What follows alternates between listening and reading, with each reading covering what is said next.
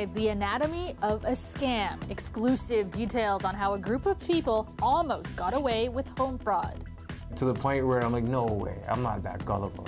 Like no way they were that smart. They outsmarted me. 3 people are arrested after they are caught trying to sell a Scarborough home while the owners were away. How their scam came undone. Plus, such a decision, like outrageous decision. I think it makes it more fair on people who don't run Airbnbs.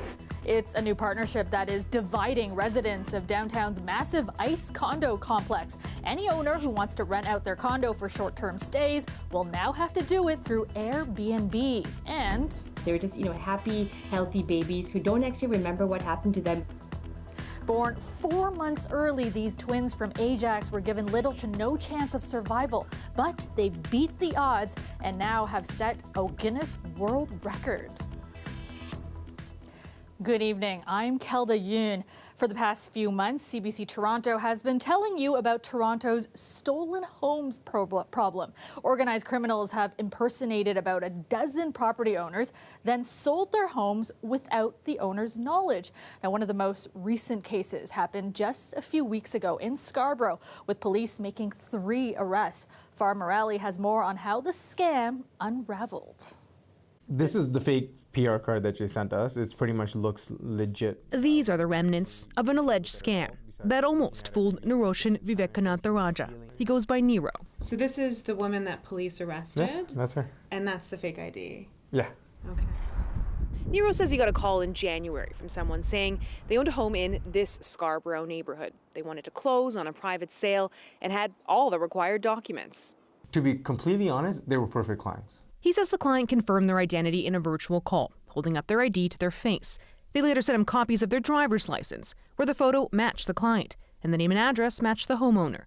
The permanent resident card, too, appeared real.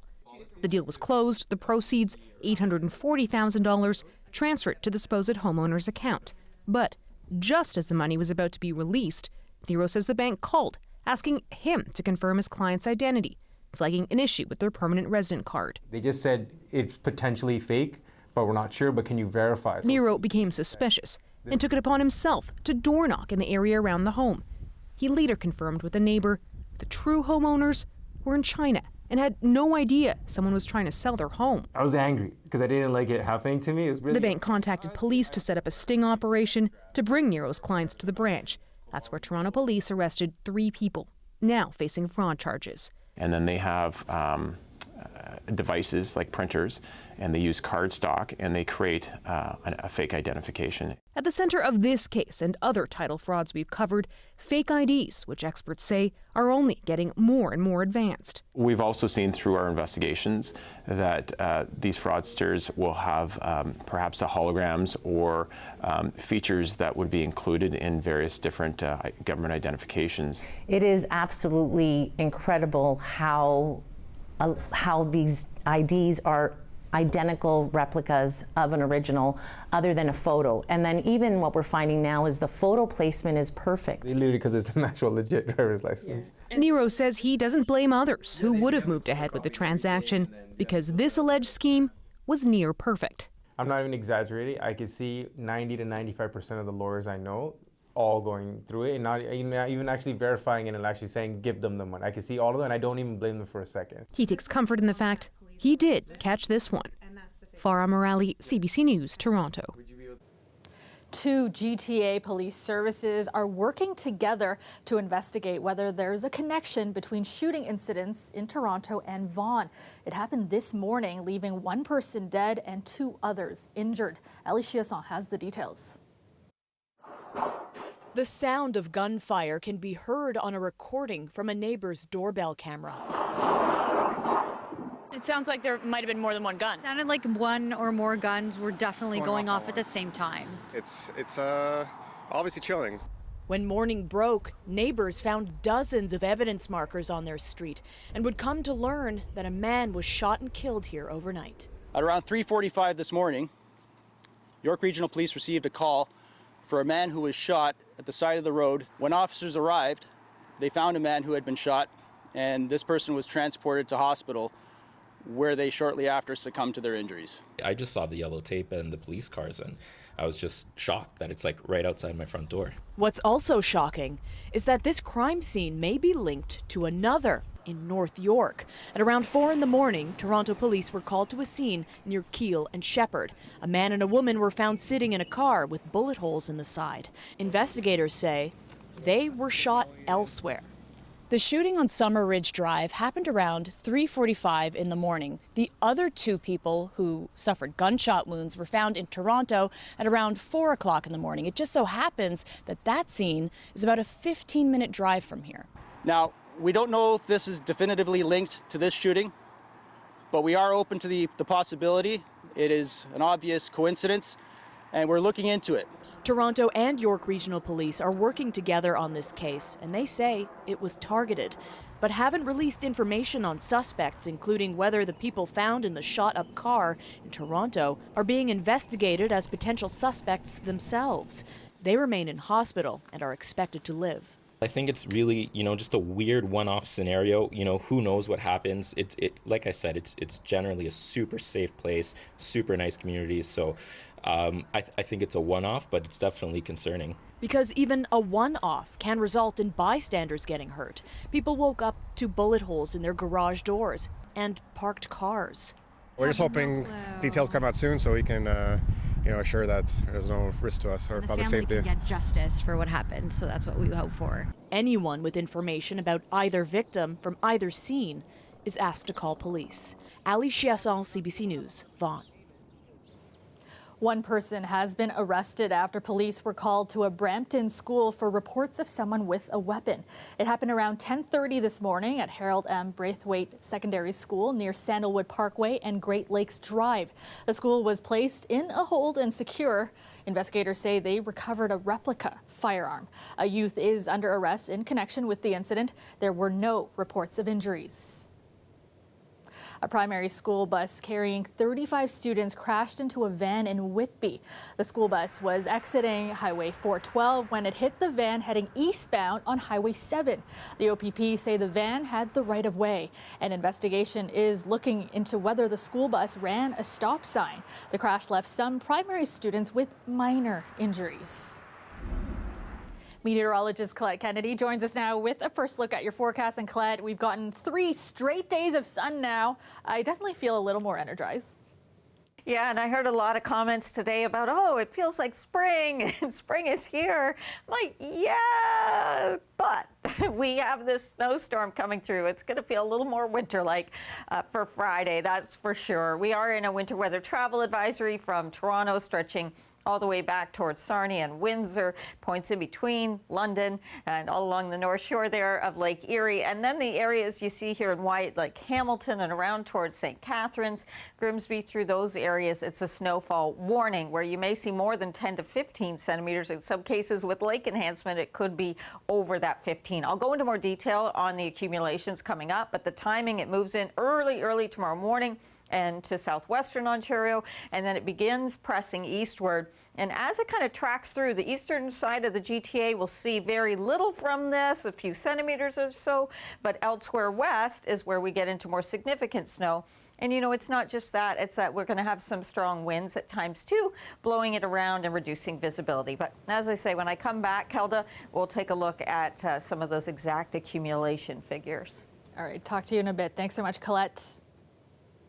A new partnership is dividing residents of the massive ICE condominium complex in downtown Toronto. Any owner who wants to rent their unit for short-term stays will now have to do it through Airbnb. Chris Glover has more. Spend time watching the entrance of the ICE condos by Scotiabank Arena and you see how hot this place is for Airbnb guests. Did you rent with Airbnb or no? Yeah. But it's what some guests have allegedly done inside the building that grabbed headlines and led to a major change. There's some blood in the elevator. That was certainly one. There was a gun that went off in one of our elevators. There was beer bottles being thrown off of a balcony. Those were some of the bigger items that really caused us concern. The condo board says it's entered into a partnership with Airbnb. In exchange for exclusive access to the building, the short-term rental company will hand over intel to the condo board. The board says less than 10% of units are registered with the city as short-term rentals, far fewer than what the board suspects. Airbnb was very, very clear they could not give us any data related to the number of units in our, listed in our building until the agreement was signed and executed. It's not the first such agreement. Neptune Condo in Fort York did it in 2017. For ICE condos bookings, a 15% surcharge will be tacked on. That money will go to a contingency fund the board says will counter any negative impacts by renters. The biggest thing for me is that I think it makes it more fair on people who don't run Airbnbs, since you get that like 15% markup that then goes to contribute to the building quality. Such a decision, like outrageous decision, applying 15%. But this owner, who occasionally rents her unit, says the board steamrolled over consultation when they made the decision unilaterally. Already the guests are paying huge fees to book through Airbnb, and owner don't see that, and they want to add another 15% to the guest to be able to do that. And remember, we need to compete with the hotel owners. This Airbnb visitor from Peru proved her concern. If it was 15% more, would you have still paid to stay here? Probably not. We stay here because it's more cheaper than others. As logical as the new partnership seems to the board president, he admits he's hearing lots of complaints. Are you surprised by the reaction then? No, I'm not. I think we knew when we did this decision was not going to be universally popular. We knew that. On Monday, the change went live, but owners have 30 days to opt in before the system becomes a requirement, or else Airbnb will flag accounts in the building. Chris Glover, CBC News, Toronto. Welcome back. A set of twins from Ajax were given no chance of survival when they made their entrance 4 months early at 22 weeks last year. But they fought hard with their parents and doctors by their side every step of the way. And this month, the twins celebrated 2 incredible milestones. They turned 1 and picked up a Guinness World Record for most premature twins. Dale Manukduk has their incredible story. It took 167 days for Kevin Nataraja and Shakina Rajendram to leave Mount Sinai Hospital with their twins. Kevin and I were there on average for 10 to 12 hours every single day. The journey to get there was terrifying. At 21 weeks and 5 days, they were told that their twins weren't viable. At different gestational ages, there are different probabilities of survival. The earlier the babies are born, the higher the risk of not making it. In a matter of split seconds to be told that we had lost the pregnancy, that we would be losing both babies that very same day, it was just devastating. For 22-weekers, around 30 to 40% of the babies survive to go home from the neonatal intensive care unit. But the goalpost has been changing, according to Mount Sinai's chief pediatrician. It was 24 weeks. 10 years ago, it moved to 23 weeks, now 22 weeks. As we learned how to care for this baby, we are getting better and better in supporting them in such a way that we make them to survive, but at the same time, not cause damage. After a transfer to Mount Sinai that had its own challenges, just 1 hour after midnight on March 4th, 2022, at 22 weeks gestation, Adia was born and her brother Adriel joined 23 minutes later. Kayla Ibarra can relate. Her twin girls were born at 22 weeks and 2 days in London, Ontario, after she says she was denied medical intervention in Windsor. Her girls are thriving today, and she's since started an advocacy group with the hopes of getting every hospital that is properly equipped to provide resuscitation to 21 and 22-weekers at the request of the parents. Even though we have these older 22-weekers that are surviving and thriving, some hospitals are still pushing that 24 mark and they're not giving the parents the option to make a say in their children. After more than 5 months in hospital, Adia and Adriel graduated from the NICU. There were many moments that were extremely scary for us. We watched the babies almost die in front of our eyes several times. They still have regular appointments and are doing well, making the entire journey worth it. They're just, happy, healthy babies who don't actually remember what happened to them in the NICU, which is the way we want it. Dale Manukduk, CBC News, Toronto. Well, it's that time of year again when the Oscars are doled out. Workers have started setting up, rolling out the carpets, but they're a noticeably different color this year, prompting a funny quip from host Jimmy Kimmel. I think the decision to go with a champagne carpet rather than a red carpet shows how confident we are that no blood will be shed. It is the third time Kimmel will host. The two most nominated movies are Everything Everywhere, All at Once, and the Irish film The Banshees of Inisherin. And Rihanna is expected to perform. The show is Sunday night. The big show may still be a few days off, but Hollywood is already in full Oscar mode. Senior entertainment reporter Eli Glasner is in Los Angeles at an Oscar party, I'm so jealous, in honor of the Canadian nominees. So Eli, tell us more about the event. How is the mood there? We'll get you down one of these years, Kelda. So this is the Canadian event for your Oscar weekend. This is Canada at the Oscars. This is an annual thing that happens in Los Angeles with the Consul General's official residence. So they live there, Zaid Sheikh, but every year they invite the nominees and other people, other actors and producers and directors that you would know, just to come and celebrate all the amazing things that Canada is doing. I'm told that Brendan Fraser, one of the many Canadian nominees, supposed to be here. I'm looking to see if he would arrive. He wasn't doing the red carpet interviews, but a lot of the Canadian nominees were doing interviews. We had a chance to talk to animators, producers, directors. So you look at this year in terms of the number of Canadians that were nominated, and the head of Telefilm was telling me it was the second most year for the number of nominations, only beaten by when Arrival, that amazing film by Denis Villeneuve, was nominated at the Oscars. So a lot of contenders, a lot of people to root for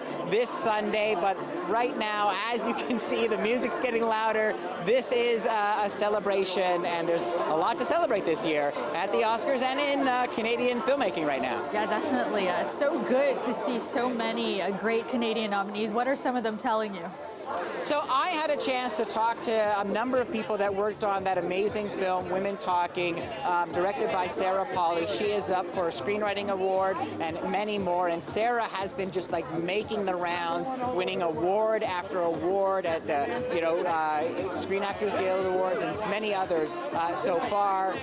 But what's interesting about Women Talking is that Sarah Polley, Toronto's own, she really wanted to create a film that was amazing to watch, but also didn't really ruin her actors, because filmmaking can be a difficult business with insane long hours. So she put limits. She wanted to really protect her female cast, and what she's been doing in terms of making family-friendly filmmaking conditions has now actually been kind of catching fire, and other people are talking about this. This is a trend that Sarah started that is spreading. Take a listen as she explains. When it comes down to the brass tacks, but when you sit down with a budget and you move things around and you realize that it doesn't come for free creating, working conditions, I hope that it doesn't dissipate in people's minds, but it does feel like a conversation is happening around it, which has been really wonderful. So there you go. That conversation is continuing. Now another conversation, and we're at this Canada party, is about animation. So many amazing animated films, whether they're short or long. But I had a chance to chat with Maitri Ramakrishnan, and she plays Priya in that amazing, hilarious film, Turning Red. And she talked about the Canadian director, Domi Shi, who is up for an Oscar, about her talent of making Toronto an animation-worthy city. Take a look. I mean, some people could say Drake put Toronto on the map. I say it's Domi. I mean, Drake was sitting on the edge of the CN Tower in his album. Domi had a panda absolutely destroy the Rogers Center. Yeah, exactly. One had a bigger, impact. Okay, regardless. Yeah. Domi is just so awesome. I think she's just such a creative, talent. There you go, Drake. You gotta make an animated film now just to compete with the amazing talent of Domi Shi and what Turning Red has done. Just one of many great Canadian and Toronto stories here in Los Angeles. Thanks so much for that, Eli. Now go have some fun. That's our senior entertainment reporter, Eli Glasner, joining us from Los Angeles tonight. Look at your long-range forecast, and Colette, the system that is moving in will bring some snow, but how much depends on where you are. Yeah, and that range is even across the GTA, so that's why I really need to give you some detail there. But certainly back into southwestern Ontario, if we just start with the timing, starting over through the overnight hours, like 4 a.m. or so in early morning, and we see this tracking inward. And then as we get towards, say, late morning for western parts of the GTA, and the timing closer to lunch or just after for tracking eastward, and you'll certainly see that snow filling in through the Niagara region, and it's through the west end of Lake Ontario here around to there, where there are the snowfall warnings like I was showing earlier in the show, and enhanced in amounts because of the lake effect. By Friday evening, there's not much left behind. It's either very light snow or just some flurries, and then it primarily moves off. But if you are traveling, I mean, yes, maybe trying to get a jump on March break or that kind of thing, or just because it's the weekend you're trying to get ahead, know that if you're headed stateside, that New York State, Pennsylvania, you know, being impacted by this as well. So check those road conditions for travel because of the reduced visibility on top of the slickness due to the blowing snow. But there are some of the ideas in terms of that range of that being about 10 to 15 from the west side of Toronto back to southwestern Ontario, some of the enhancement through these regions. And this is 8 centimeters Toronto, but that's probably west towards Mississauga, towards Pearson, and likely kind of the most we'd see there. And then it drops down as you track across the city and towards the east side. And in fact, in some of those areas, we don't even have the winter weather travel advisory in place because the amounts are less than 5 centimeters. Those winds will pick up, especially kind of to the north of Lake Erie, and then eventually those will push along, sort of skirting Lake Ontario into eastern Ontario, and kind of blustery at times. So do be aware. Mostly those gusts around 50 kilometers an hour, but there can be some stronger than that before they back off. A look at some of the overnight temperatures, still with the winds enough to make it feel like about -10. Through the city, even though the low's only -3. Tomorrow's daytime high keeps us in the cold sector, and that's why this is a wintry system, a snow event, and not so much the mixing. Into the weekend, just that reminder to put those clocks ahead Saturday before you go to bed. And the next system coming in looks like we're not going to see much from it, Kelda, but maybe say 1 to 3 centimeters. Thanks so much, Colette. And that is our show for you tonight. Thank you so much for watching. Marivelle Tarouk has your next local newscast tomorrow at 6. I will see you back here tomorrow night at 11. Have a great night, everyone.